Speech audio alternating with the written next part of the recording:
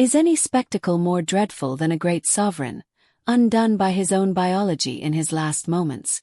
Authority can be lost to warfare, insurrection, or conspiracy in the court. But no collapse is more horrifying than one that comes from the inside, as the body itself begins to disintegrate, piece by agonizing piece.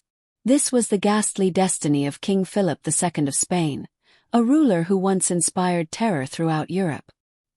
He wasn't conquered by enemy coalitions or treacherous courtiers, but by an unseen adversary: the excruciating decomposition of his own form. Picture yourself walking the shadowy, cold hallways of the Escorial Palace during the summer of 1598.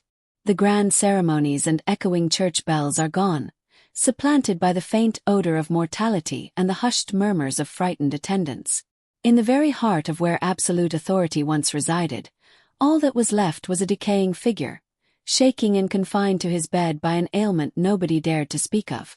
This isn't merely a story about the vulnerability of authority. It's nature's harshest judgment on the hubris of kings.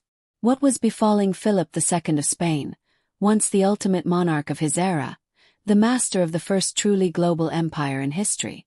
From the Americas to the far-off Philippines, lands that carry his name even now, his dominions spanned the globe, never witnessing a sunset. As the heir to Emperor Charles V, Philip received dominion over half the known world and governed it with an iron resolve. He was the unyielding fist of Catholic orthodoxy during the Counter-Reformation, both admired and feared as he dispatched massive armadas against England and funded brutal wars to wipe out Protestant heresy across Europe. And yet, the fiercest conflict of his existence was not waged on the open seas or faraway fields of battle, but within the suffocating confines of his own royal bedchamber. For 52 torturous days, under the blistering Spanish summer sun, the king who once commanded life and death across the planet lay immobile, his regal body putrefying from within. Not by the hands of his foes, but by organisms so minuscule they made his most modest servant look gigantic. They consumed him piece by piece. In the end, absolute authority was no contest for the quiet, ruthless decay that ate him alive. This is not just a narrative of suffering. It is a sobering reflection on the vulnerability of power, the unavoidable grasp of death, and the cruel democracy of decomposition. The El Escorial Palace, erected by Philip II to be both his refuge and his final resting place, became the setting for his last and most torturous episode. Within its cold stone confines, a monarch who once governed an empire where the sun never set was brought low, not by his adversaries, but by his own putrefying flesh. Disease, infection, and infestations of parasites violated the king's body, leaving him powerless in the very palace he had once commanded. Eyewitnesses documented his final days with such gruesome specifics that, for centuries, historians wrote them off as hyperbole. Modern medicine tells a different story. This is the factual report of Philip II's torturous decline. A death so protracted, so grotesque, and so degrading that it serves as a perpetual memento mori. Beneath the embroidered silks of a royal bed, the body of a ruler silently decomposed while he was still alive and aware. Millimeter by millimeter, he was consumed, not by conflict or uprising, but by the most humble organisms on earth. His deterioration started in the spring of 1598. At 71, Philip was already an artifact of his time, long tormented by gout that had warped his hands and feet into useless claws. The pain advanced to his knees, shoulders, and wrists. Arthritis locked his joints until he couldn't so much as raise a finger to an itch. By 1591, he was restricted to a wheelchair. Still he ruled on, approving decrees that molded continents with a single flick of his pen. But in June of that year the tempest arrived. Fevers consumed him. Abscesses erupted on his knee and hand, bursting, healing, and then reappearing with a vengeance. Archaic medical practices were useless. Bloodletting and purgatives achieved nothing. The king was confined to his bed, unable to move except for his head and left arm. His legendary self-control disintegrated under the pressure of physical collapse. Once the center of the Catholic universe, Philip now lay in his own filth. His dignity erased, cared for by servants who couldn't replace the soiled linens fast enough.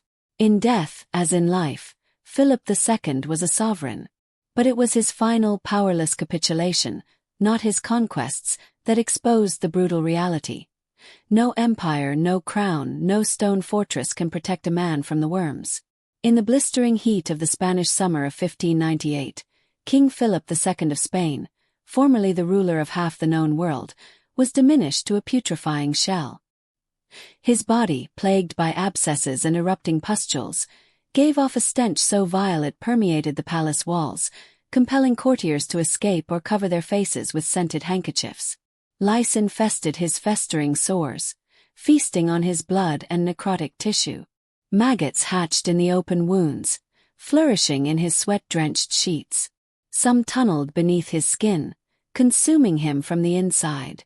Each day, servants would scrape away handfuls of larvae, only to find a fresh infestation the following morning.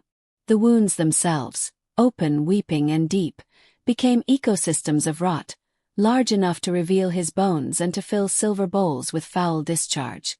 Flies made nests not only in his sores but also in his mouth, nose, and ears. He was unable to move, could hardly draw breath, and cried out in agony at the slightest touch. His gout made every movement an ordeal. Bedsores ate his flesh down to the bone. His limbs swelled grotesquely as his organs failed. Diarrhea and fever rendered him unrecognizable. The king, conscious until the very end, witnessed his own sovereignty disintegrate. He, once seen as divine by men, had turned into a living carcass, devoured by vermin. The Escorial, which he constructed as his legacy, became his chamber of horrors. Even the holy sacraments brought no relief. Flies landed on the anointing oils, attracted by the smell of decay. His last breath was a rattling gurgle of fluid in his lungs. His body was a spectacle of suffering. His legacy was submerged in rot. At 5 a.m. on September 13th, a weak voice uttered a final prayer. Philip II of Spain, once the most powerful man alive, took his last breath with a crucifix clutched to his chest. The monarch who had commanded empires across seas, who had called forth fleets and armies with a mere command, had finally been vanquished, by decomposition, by disease, by the tiniest of enemies. Death did not take Philip quickly. It lingered, taunted him, and hollowed him out, inch by inch. When his lifeless form was at last given to the royal embalmers, they confronted a monumental challenge. His corpse, already collapsing from the inside, started to disintegrate the moment they attempted to lift it. Embalming turned into an act of desperation. Perfumes, spices, and chemical agents were piled upon him, but it was futile.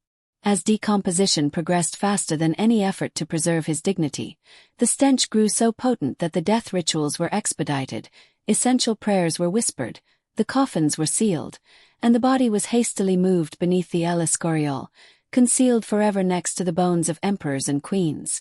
But history is not easily hidden. News of the king's appalling end spread rapidly across Europe. In Protestant England and the Netherlands, where Philip was viewed as a tyrant, his suffering was greeted with grim satisfaction. Pamphlets joyfully depicted his death as divine retribution for the horrors of the Inquisition and the bloodshed of the Dutch revolt. Even his greatest adversary, Queen Elizabeth I, noted with gravity, "We ought not to deride the afflictions of princes, for they remind us all of our shared mortality." In Catholic Spain the reality was softened. Official records glossed over the grotesque details. They focused instead on his sacred piety, his serene acceptance of sacraments, and his devout passing. The public was informed that their king had died as he had lived, a bastion of Catholic faith. But beneath the veils of incense and Latin rites, his body had been a war zone. His gout, which likely progressed into a debilitating rheumatoid arthritis, had rendered him immobile. Signs of diabetes, like an insatiable thirst and swelling, hinted at deeper organ failure. Infections took hold. Pustules burst and refilled. Bedsores turned into gaping chasms. Maggots invaded. The king who once governed millions was being consumed alive by inches. This was no simple sickness. It was a horrifying reversal of everything he had once represented. A monarch who had sentenced heretics to be burned could not prevent worms from tunneling into his own skin. A man who asserted a divine right to rule received no miracle in his time of greatest need. Instead, he decayed, forsaken not by his subjects, but by the very God he had so fiercely served. His death was more than a conclusion. It was a metaphor. The slow fraying of Philip's body mirrored the fraying of the empire he had created. His heir, Philip III, inherited not vitality, but the shadow of that trauma. Lacking his father's determination, he abandoned his duties for hedonism. Power began to escape Spain's grasp. The golden era tarnished and turned to rust. And El Escorial, the colossal palace Philip had intended to be the center of a worldwide empire. It gradually became what its cold stone walls always hinted at, a mausoleum. Today, visitors stroll through its silent halls, listening to tales of a king's piety, but not of the vermin. The true narrative, raw, hideous, and unforgettable, hides in the quiet. Because ultimately this is what is left. Not the empire, not the battles, not the accolades, but the way he died. Philip II, the man who governed half the known world, was defeated not by his foes, but by his own decomposing flesh. His agony was not a private matter. It was chronicled, analyzed, and remembered. His ultimate lesson is as chilling as it is profound. That absolute power offers no defense against the principles of decay, against the indignities of being mortal. It cannot even assure a peaceful end. He is recalled not for his great victories, but for his disintegration. Not for the way he reigned, but for the way he was consumed. And perhaps the cruelest paradox of all, among his personal documents found after his death was a written line, "To have been and not to be is not to be at all." For a king fixated on his legacy, that may be the most brutal legacy of all. His death far overshadowed any triumph he gained in life, carved into human memory as a tragic elegy for the fleeting nature of authority. It teaches us that all glory wanes, every throne will fall, and in the end, nature compels all creatures, from kings to paupers, to bow before the same law, to return to the earth. Not in a blaze of glory, but inch by inch, in a torturous surrender, until all that is left are the ashes of ambition.